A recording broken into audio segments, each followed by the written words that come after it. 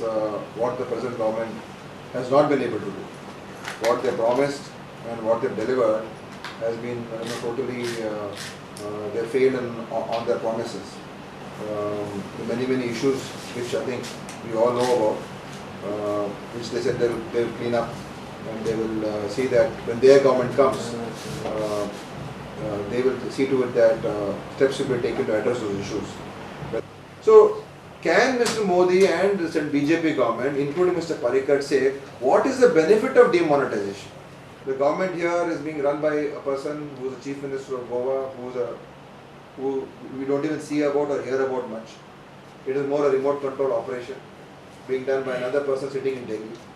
मंगळारा 31 जानेवारीक मया केलबाय वाड्यार काँग्रेसीची जाहीर सभा जाता. मयेचो काँग्रेस उमेदवार संतोष सावंत. फाल्यां एक आमचे ब्लॉक काँग्रेस ब्लॉक तशेंच उमेदवाराच्या ह्या नात्यान फाल्यां एक जाहीर सभा मय मतदार संघाच्या वतीच्यान एक जाहीर सभा आयोजिल्ली आसा. ती केळबाय वाडा 31 तारखेक 5 वाजता आमी स्टार्ट करतले.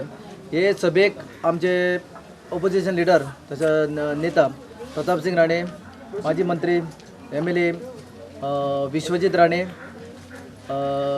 पयलींचे मंत्री आणि रवी नाईक, केंद्रीय नेते दिग्विजय सिंग, सचिन पायलट आणि नेता येवपाचे आसा. Bureau report prudent.